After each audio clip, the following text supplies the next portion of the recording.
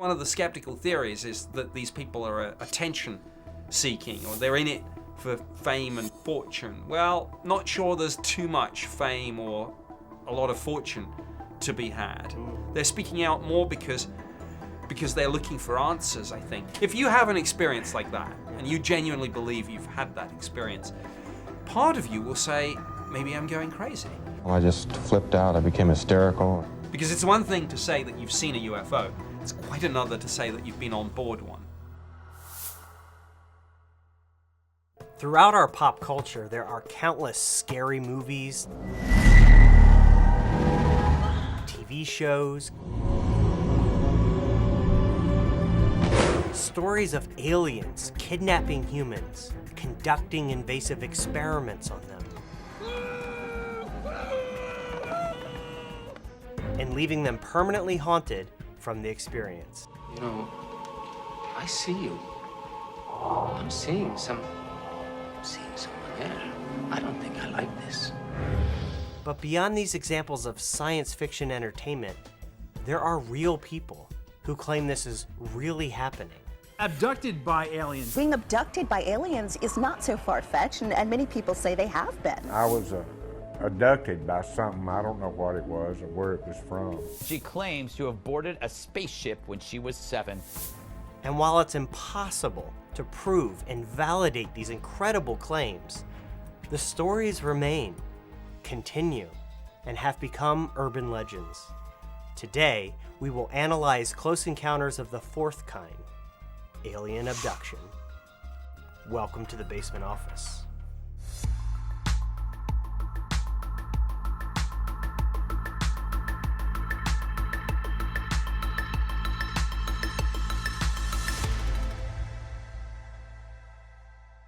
When I say the phrase, abducted by aliens, alien abduction, most people have heard that before in various ways throughout pop culture, movies, television, music, books, all forms of entertainment.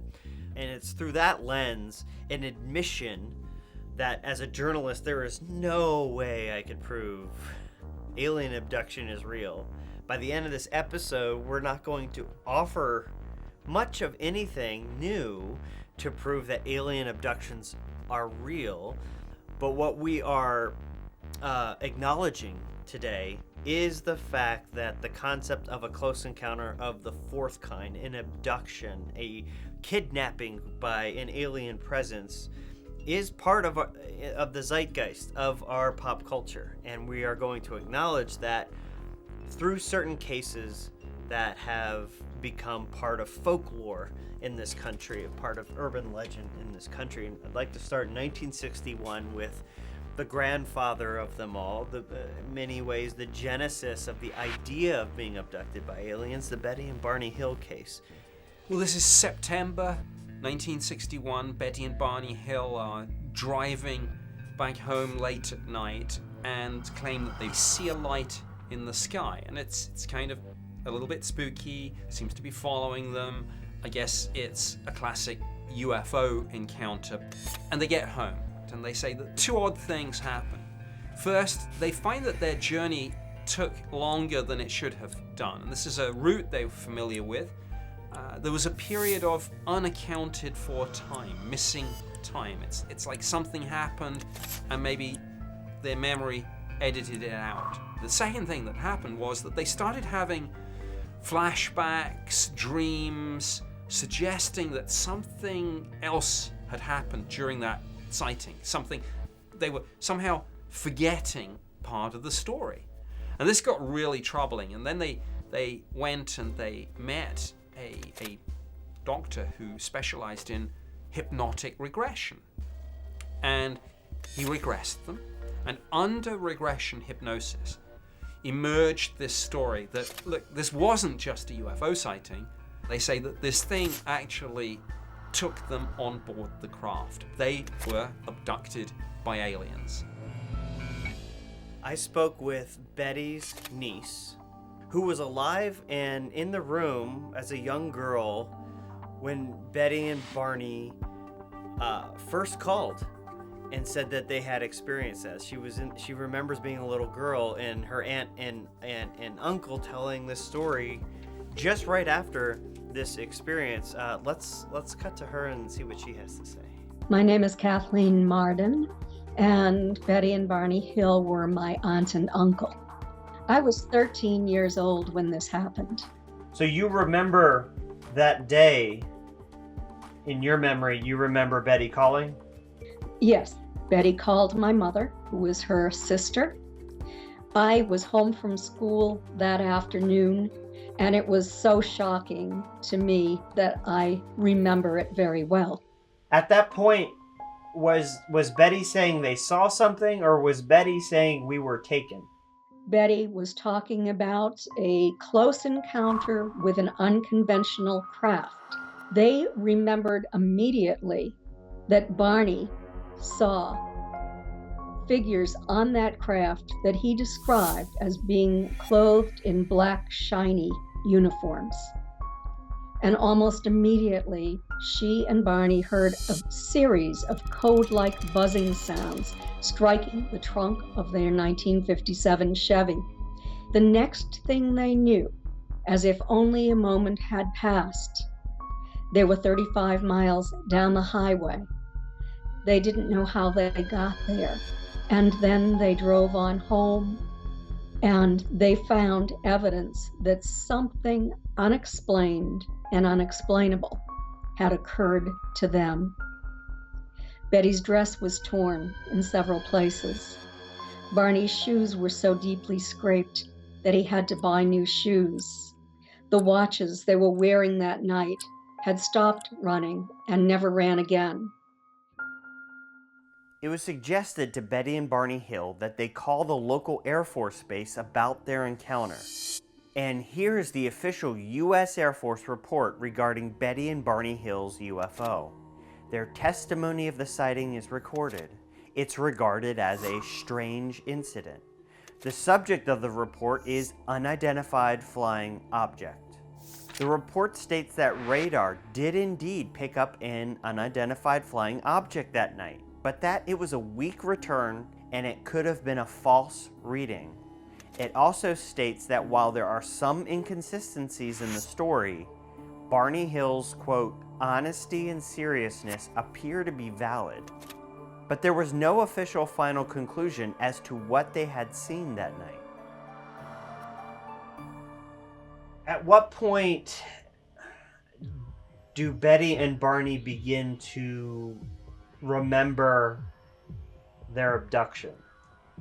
Betty had a series of dreams that began 10 days after the event. They happened very early in the morning, just as she was waking up. And she wondered if they might be real.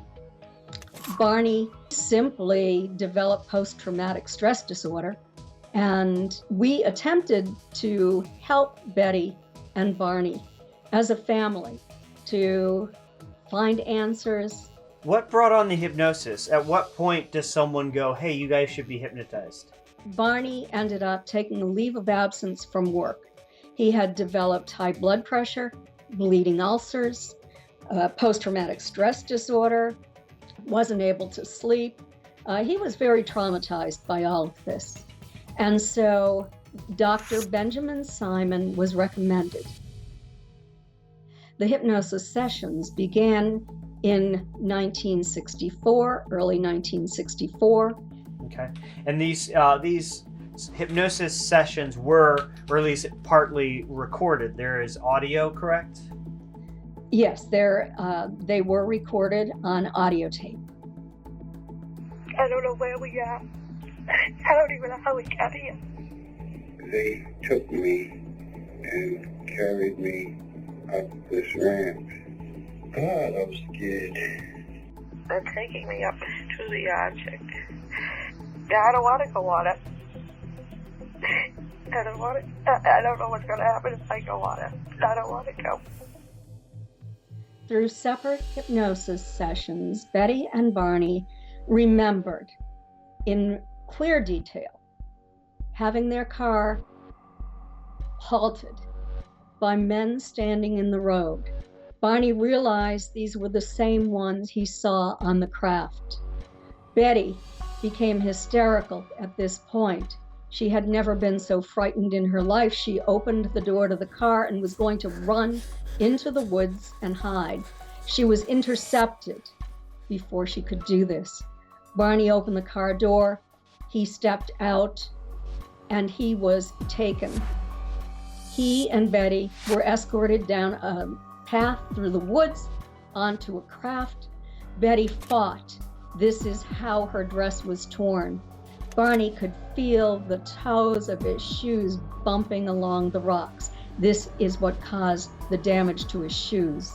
They were taken to separate examining rooms on the craft where they were given separate examinations. The non-human entities were very interested in their skeletal structure, in their nervous system, in their skin, in what was inside their mouths, inside their ears. Skin scrapings were taken, hair samples were taken. And he takes a name to my face. And I'm crying and I tell him it's hurting, take it out. All right.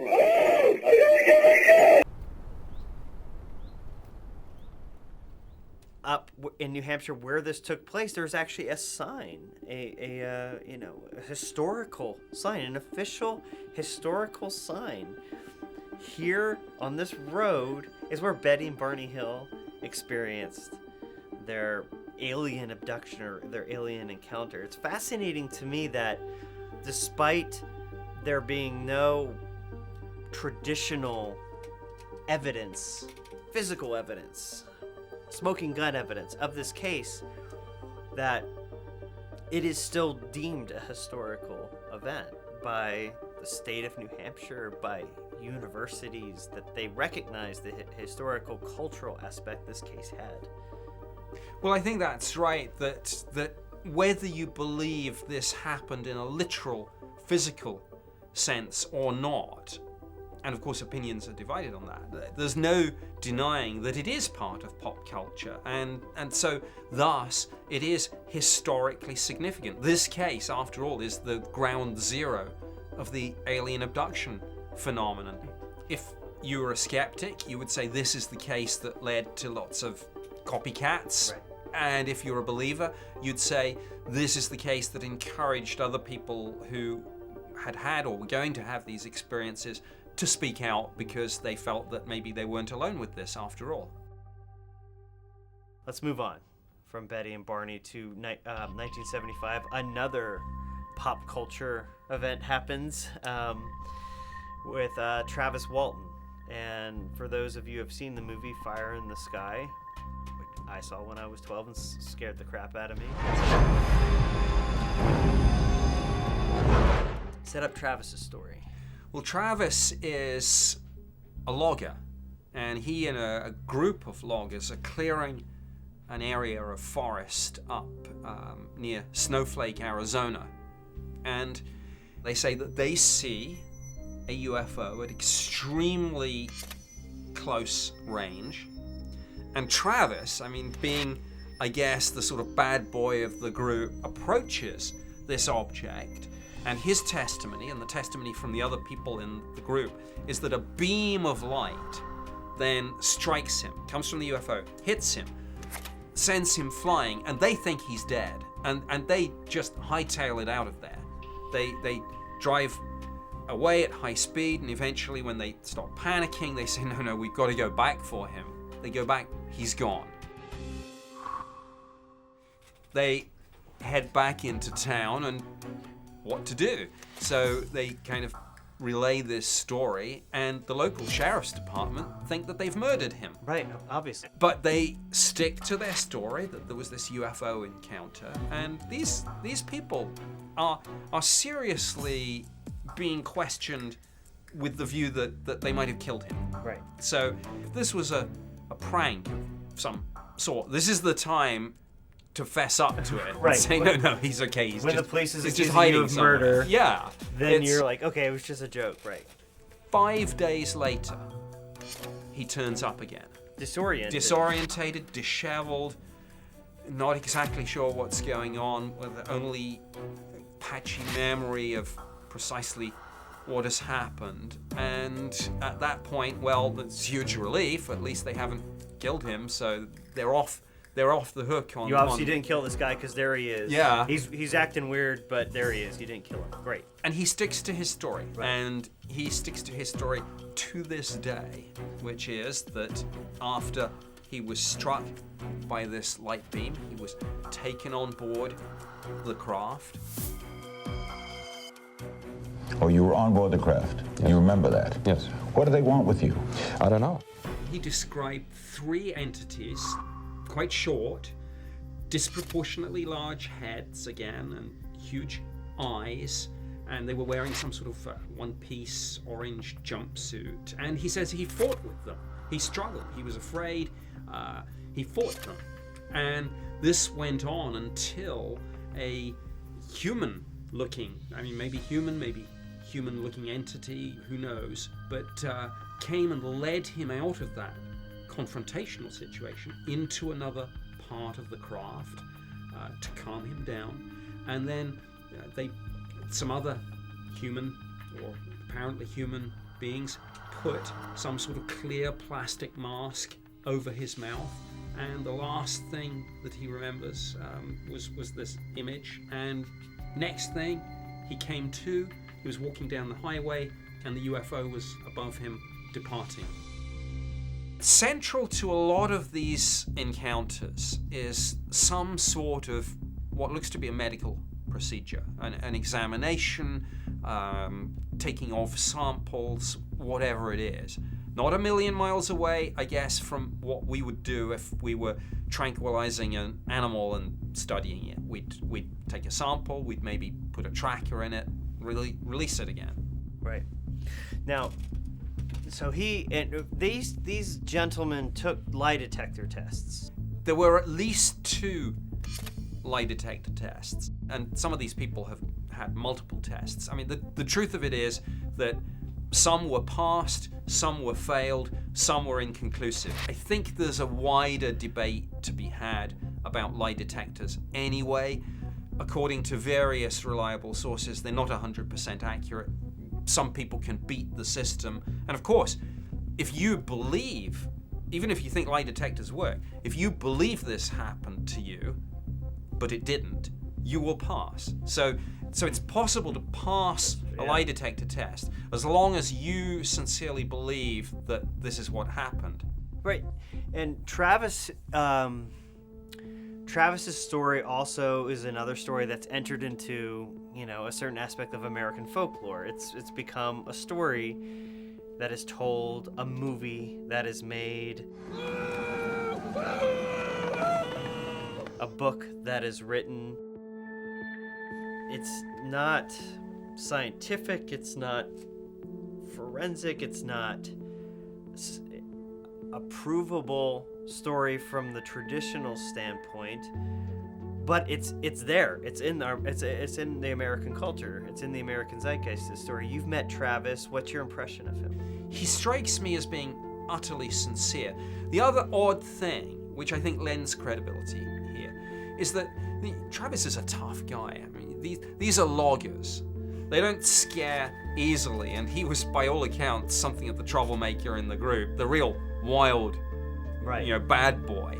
And yet, every time I meet him, we talk about this. I look him in the eyes, and I see that same look that you see in the eyes of someone who has post-traumatic stress disorder, and some say that's exactly what he has, a sort of haunted, hunted look, this big, tough logger, and yet this he can't deal with. Okay, I want to talk about Terry Lovelace. He and his friends go camping in 1977, and they see a UFO. They're sitting around and they see a hovering UFO. And here's a sketch of the UFO he claims he and his friends saw. A massive triangle UFO. You can see he drew himself and his friends below in order to convey the scale of this thing. At one point, one of his friends allegedly shined a flashlight onto the craft, and he says the triangle's center light responded by shining a bright beam onto them. And I think Terry thought that's all it was this strange encounter buddies had while camping, until 2012 when he developed, I think he called it a numb spot in his leg. It was a spot where he couldn't feel his finger or anything, and went to get x-rayed. And these are the supposed x-rays that were taken. And he claims doctors found a metal object here in his leg. And the strange thing about the object in his leg is that on the skin outside of the leg, there is no scar tissue, or there's no evidence that something was cut and an object put in, or shrapnel, it would leave a scar of some sort. And outside of his skin, there is absolutely no evidence of an incision, a scar, no scar tissue whatsoever. And Terry wrote a book about his experiences. Let's listen to him tell the story about this discovery. The radiologist asked, "Mr. Lovelace, I see what looks like a tiny piece of square metal in your right leg, just above your knee." "Doctor, that's news to me," I said. The radiologist carefully examined my knee and lower thigh. After a few minutes, he shook his head and admitted, "I don't see it. It should be right here," he said, poking my thigh with his finger. "What should be right here?" I asked. "A point of entry." "What do you mean, a point of entry?" I asked. "I mean there should be a scar where this piece of metal pierced your skin and entered your thigh." After another 10-minute examination, she reached the same conclusion. There was no scar to be found. And he discovers this when he's much older in 2012. And much like Betty and Barney and Travis, he claims that in 1977, in this incident, he was abducted by aliens. I was seeing this play out in my mind. It was familiar. These were real memories. I'm on their table and held down. Then I can't move at all. I'm aware of others around me. They are aliens, not people. I know it's about to start, the examination. They do medical things and hurt me while I'm on the table. I fill my lungs with air to scream, and nothing comes out again. This guy has an interesting CV. I mean, he was former military, and then he became a prosecutor, I think, and he ended up as Assistant Attorney General in the American Samoa territory. So this is not somebody who you would think would be one just to make up a story like this. You're opening yourself up to a world of hurt and ridicule, which is interesting because, of course, one of the skeptical theories is that these people are attention seeking, or they're in it for fame and fortune. Well, not sure there's too much fame or a lot of fortune to be had. They're speaking out more because they're looking for answers, I think. If you have an experience like that, and you genuinely believe you've had that experience, part of you will say, maybe I'm going crazy. Because it's one thing to say that you've seen a UFO, it's quite another to say that you've been on board one. If you're curious about alien abduction, the validity of it, and you start your search, within a few minutes you're going to realize it's not just like a handful. There are lots and lots and lots of people like Betty and Barney and like Travis who claim to have had similar experiences, correct? Absolutely. There are literally thousands and thousands of these cases. And like, again, with every one of these cases, there is little to no physical, like, evidence, analyzable evidence. That's not to say, like, I don't want to be insensitive, because in a lot of these cases, they believe they were. Yes. They believe that the traumatic assault, the traumatic pain endured, the nightmares, they believe, and I believe they believe what they're saying, and that they suffer from something and that they're traumatized by something. And I don't want to minimize that or make fun or berate that, because that all of that is serious stuff and should be taken into account when it comes to the well-being of this human being. But there are explanations, psychological and otherwise, that could explain some of alien abductions, basically. And what are some of those kind of overarching, not case by case, but like an overarching explanation? Well, first of all, right at the top of my answer, I should mention probably the biggest problem with the whole alien abduction phenomenon, and that's the fact that a large amount of this material only comes out after regression hypnosis. Not all of it, but a lot of it. And that's a problem because there isn't even consensus in the scientific community and the psychological community about what hypnosis is. Is the hypnotic state, for example, is it an altered state of consciousness, or is it just a very focused state of mind? And there's huge disagreement about the validity of regression hypnosis in actually recovering lost memories. And even further than that, there's a suspicion on a large part of the psychological psychiatric community that not only is it not reliable, it can be counterproductive, and it actually can result in false memories. It's a flawed approach. It is. And, I mean, even suggestible. You could almost plant memories that weren't there before. Yes, a lot of people are extremely suggestible under hypnosis. Now, there are various other things that have been postulated in relation to alien abduction. There was a theory doing the rounds, for example, that there's something called birth trauma, that we have suppressed traumatic memories of the birth experience. And yes.